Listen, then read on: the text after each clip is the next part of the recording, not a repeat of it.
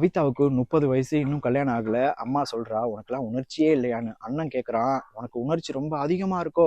மாசம் ரூ. 600 சம்பாதிக்கிற, ரூ. 150 தானே என்கிட்ட தர.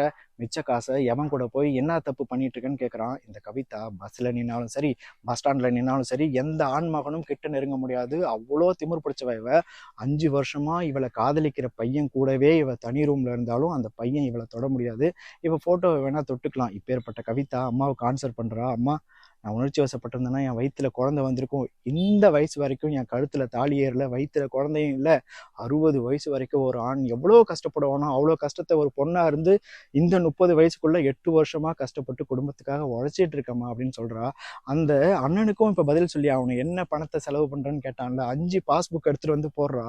விதவை தங்கச்சி பாரதி எதிர்காலத்துக்காக பணம் சேர்க்கிறேன்னு ஒரு பாஸ்புக்கு, சுமதிக்காக ஒரு பாஸ்புக்கு, கல்யாணம் ஆகணுமேனு ராஜுவுக்கு கண்ணு தெரியாது கண் ஆப்ரேஷனுக்காக ஒரு பாஸ்புக், அண்ணன் பையன் குழந்தைக்கு கூட 2 பாஸ்புக் வச்சிருக்கா. அவளுக்குன்னு எதுவுமே வச்சுக்கல. ஒரு காதலன் இருக்கான், ஏதாவது கஷ்டம்னா அவன் முன்னாடி போய் அழுதுட்டு வந்துருவா. அந்த காதலன் என்ன தெரியுமா பண்றான்? இந்த கவிதாவோட விதவை தங்கச்சி பாரதிக்கு காதல் கடிதம் கொடுத்துட்டான். அதை கவிதா எடுத்து படிக்கும்போது அவ கண்ணெல்லாம் கலங்குது. தன் காதலன் தங்கச்சிக்கு லெட்டர் கொடுத்துட்டானேன்னு நினைச்சு இல்ல, தன் தங்கச்சிக்கு ஒரு நல்ல வாழ்க்கை கிடைக்க போதேன்ற ஒரு சந்தோஷத்துல தங்கச்சியை நெத்தியில ஒரு முத்தம் வச்சு கன்னத்துல 2 முத்தம் கொடுத்து கட்டி பிடிச்சிக்கிறா. 4 குட்டி நாய் பட்னியா கிடந்தா கூட இவ தாங்க மாட்டா. தான் காதலன் போனான்னு பரவாயில்ல, விதவை தங்கச்சி கல்யாணம் பண்ண பரவாயில்லன்னு நினைச்சுக்கிறா. ஆனாலும் கொஞ்சம் கஷ்டம் இருக்கு. மேல் வீட்டு பையன்கிட்ட போய் சொல்றா, என் காதலன் வேற ஒரு கல்யாணம் பண்ண போறான் அப்படின்னு. அவன் கச்சேரி பண்றவன். அவன் என்ன சொல்றான்னா, நல்ல கச்சேரி பண்றவனுக்கு சபா மேடை கிடைக்காது, அதே மாதிரி நல்லா காதலிக்கிறவங்களுக்கு கல்யாண மேடை கிடைக்காது அப்படின்னு சொல்றான். ஆமா, அவன் யாரை கல்யாணம் பண்ண போறான் அப்படின்னு சொல்லி கேட்டதுக்கு பாரதின்னு அவ சொல்றா. இவன் பனியன் ஓட்டையா இருக்கு, அதுல கையை வச்சு சொல்றான், நான் பாரதிய மனசார காதலிச்சேன்னு சொல்லி அழுகுறான். இந்த 2 காதலர்களும் அந்த கல்யாணத்துக்கு போறாங்க. மொத்தம் அந்த கல்யாணத்துல இந்த 4 பேரும் இருக்காங்க. கண்ணதாசன் ஒரு பாட்டு, கடவுள் அமைத்து வைத்த மேடைன்னு.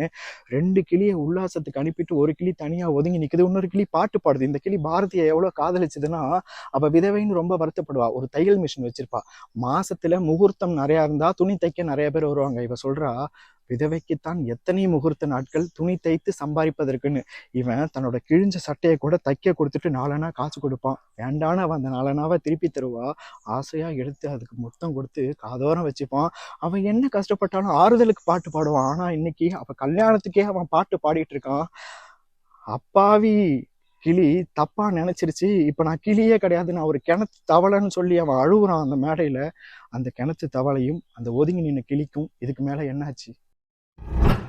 5 வருஷமா தான் காதலிச்ச பையனை தான் தங்கச்சிக்கு கல்யாணம் பண்ணி கொடுத்துட்டதுனால கவிதாவுக்கு கொஞ்சம் மனசு கஷ்டமா இருக்கு. 8 வருஷமா குடும்பத்துக்காக லீவே போடாம ஆபீஸ் போய் உழைச்சதுனால கவிதாவுக்கு கொஞ்சம் உடம்பும் கஷ்டமா இருக்கிறதுனால அவ ஒரே ஒரு நாள் ஆபீஸ் லீவ் போடுறா. அந்த ஒரு நாள் கவிதாவோட குடிகார அண்ணன் அவ ஆபீஸ்க்கு போயிட்டு, "கவிதா இன்னைக்கு ஏன் வரலன்னா, எங்க அம்மாவுக்கு கேன்சர், அதனால 300 ரூபா கொடுங்கன்னு குடிக்கிறதுக்கு வாங்கிடுறான்."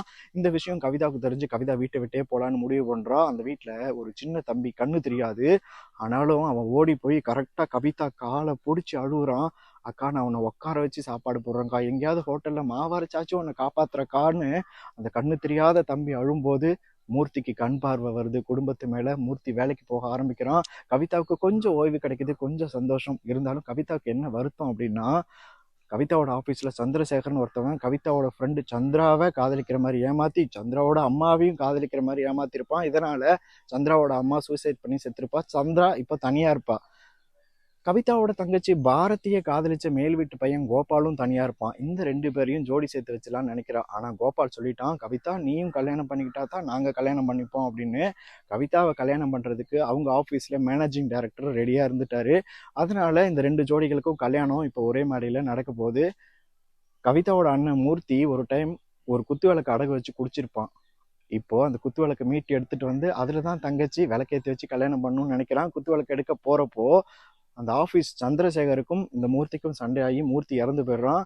கல்யாண மேடையில அண்ணன் இறந்துட்டாங்கிற செய்தி கவிதாவுக்கு வருது. அவ கழுத்துல போட்டிருந்த மாலையை கழட்டி தான் தங்கச்சி கழுத்துல போட்டுட்டு அவளை மணப்பெண்ணா உட்கார வச்சுட்டா. அம்மாவும் அண்ணியும் என்னன்னு கேக்குறாங்க. அவ ஒன்றும் இல்லைன்னு தலையாட்டுறான். ஆனா கண்ணுல இருந்து தண்ணீர் வருது. அது என்ன? அப்ப கண்ணீர் இல்லையா அப்படின்னு நம்ம பார்த்தா, அண்ணன் இறந்துட்டான், அவனுக்கு 2 பசங்க இருக்காங்க, அவங்கள பார்த்துக்கணும். அண்ணி விதவை ஆயிட்டா, அவளை பார்த்துக்கணும். அப்பா ஓடி போனதுனால அம்மா பொட்டு வச்சாலும் விதவை தானே, அவளையும் பார்த்துக்கணும்னு நினைச்சு மறுநாள் ஆபீஸ் போகணுமேனு நினைச்சு அவ அழுகுறா.